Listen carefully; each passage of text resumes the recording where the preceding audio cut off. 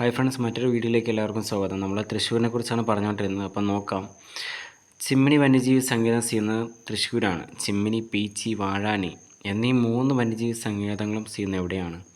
തൃശ്ശൂർ തന്നെയാണ്. 3 വന്യജീവി സങ്കേതം ചെയ്യുന്നത് തൃശ്ശൂർ തന്നെയാണ്. ഇനി പീച്ചി, വാഴാനി വന്യജീവി സങ്കേതം 1958 നിലവിൽ. 1958 പീച്ചി, വാഴാനി വന്യജീവി സങ്കേതങ്ങൾ ചെയ്യുന്നത്. ചിമ്മിനി വന്യജീവി സങ്കേതം ചെയ്യുന്നത് 1984. 1984 ചിമ്മിനി വന്യജീവി സങ്കേതം ചെയ്യുന്നത് നിലവിൽ വന്നത്.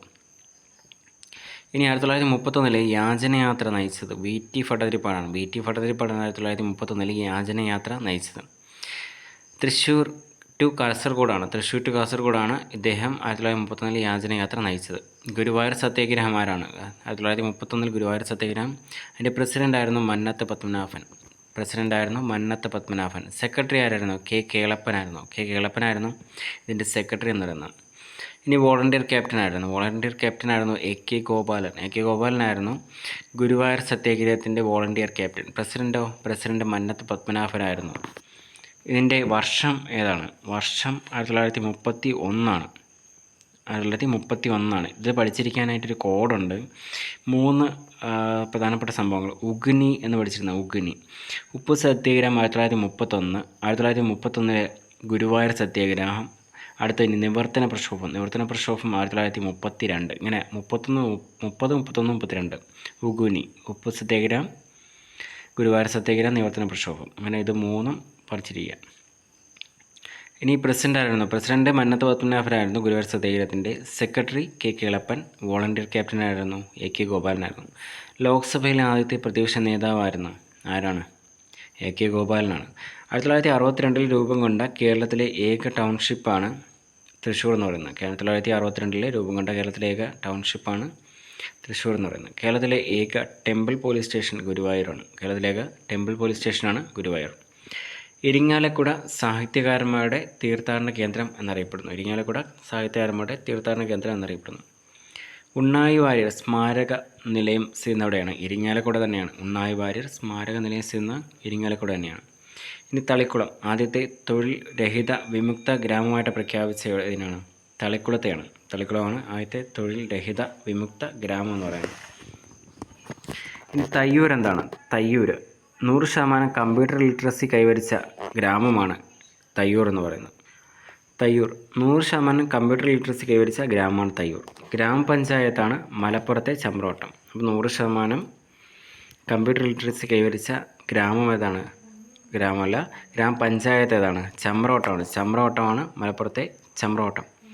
ഒല്ലൂർക്കര എന്താണ്? ഒല്ലൂർക്കര സമ്പൂർണ്ണ നിയമസാക്ഷരത നേടിയ ജില്ലയാണ്, വില്ലേജാണ് ഒല്ലൂർക്കര. മുല്ലക്കര കേരളത്തിലെ ആദ്യത്തെ സാക്ഷരതാ ഗ്രാമമായിട്ട് അറിയപ്പെടുന്നത് മുല്ലക്കരയാണ്. കേരളത്തിലെ ആദ്യത്തെ സാക്ഷരതാ ഗ്രാമമാണ് മുല്ലക്കര.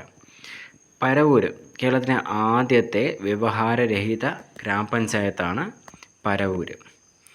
വില്യം കോട്ട അതായത് ചേറ്റുവ കോട്ട തൃശ്ശൂരാണ് സ്ഥിതി ചെയ്യുന്നത്. ഡച്ചുകാർ പണിതതാണ് ഈ വില്യം കോട്ട എന്ന് പറയുന്നത്, അല്ലെങ്കിൽ ചേറ്റുവ കോട്ട എന്നറിയപ്പെടുന്നത് തൃശ്ശൂരാണ് സ്ഥിതി ചെയ്യുന്നത്. നെടുങ്കോട്ട പണിഞ്ഞത് ധർമ്മരാജയാണ്. കാർഷിക സർവകലാശാല മണ്ണുത്തിയിലാണ്. 1971 കാർഷിക സർവകലാശാല സ്ഥാപിച്ചത് മണ്ണുത്തിയിലാണ്. കേരളത്തിലെ ആരോഗ്യ സർവകലാശാല 2010 സ്ഥാപിച്ചത് എവിടെയാണ്? മുളങ്കുന്നത്ത് കാവിലാണ് കേരളത്തിലെ ആദ്യത്തെ ആരോഗ്യ സർവകലാശാല സ്ഥാപിച്ചത്. ഇന്ത്യയിലെ ആരോഗ്യ സർവകലാശാല വിജയവാഡയാണ്. ആന്ധ്രാപ്രദേശിലാണ് വിജയവാഡ എന്ന് പറയുന്നത്. അബ്ദുൽ കലാം ടെക്നിക്കൽ യൂണിവേഴ്സിറ്റി എവിടെയാണ്? തൃശ്ശൂരാണ്. ഈ വിജയവാഡയുടെ കാര്യം പറഞ്ഞപ്പോൾ വിജയവാഡയ്ക്ക് 1-2 പ്രത്യേകതകൾ ഉണ്ട്. അത് നിങ്ങൾ അറിയെങ്കിൽ താഴെ കമൻറ്റ് ചെയ്തോളൂ കേട്ടോ. അബ്ദുൽ കലാം ടെക്നിക്കൽ യൂണിവേഴ്സിറ്റി ചെയ്യുന്ന തൃശ്ശൂരാണ്. കേരളത്തിലെ ആദ്യത്തെ കൽപ്പിത സർവകലാശാലയായിട്ട് പറയുന്നത് കേരള കലാമണ്ഡലമാണ്. അപ്പോൾ കേരള കലാമണ്ഡലം സ്ഥാപിച്ചതെന്നാണ് 1930. ആരാണ് സ്ഥാപിച്ചത്? വള്ളത്തോളാണ് സ്ഥാപിച്ചത്. വള്ളത്തോൾ നഗറിലാണ് ഇപ്പോൾ അത് ചെയ്യുന്നത്. നിങ്ങൾ ട്രെയിനൊക്കെ ഇറങ്ങുമ്പോൾ അവിടെ വള്ളത്തോൾ നഗർ എന്നൊക്കെ എഴുതിയിരിക്കുന്നതാണ്. അപ്പോൾ അത് ശ്രദ്ധിച്ചാൽ അത് അറിയാൻ പറ്റും. ഭാരതപ്പുഴയുടെ തീരത്താണ് ഇത് ചെയ്യുന്നത്. 2007 വള്ളത്തോൾ നഗർ എന്ന് പറയുന്ന ഈ ഒരു ഇതിലേക്ക് പേര് മാറ്റിയത്. പിന്നെ ഇനി നോക്കാനുള്ളത് തൃശ്ശൂരിനെ കുറിച്ചുള്ള കൂടുതൽ വിവരങ്ങളാണ്. അപ്പം നമുക്ക് അടുത്തൊരു വീഡിയോയിൽ നോക്കാം. അപ്പം അടുത്ത വീഡിയോ കാണാനായിട്ട് നിങ്ങൾ സബ്സ്ക്രൈബ് ചെയ്ത് വെച്ചിരിക്കുക. അടുത്ത വീഡിയോ ആയിട്ട് നമുക്ക് ഉടനെ തന്നെ കാണാം.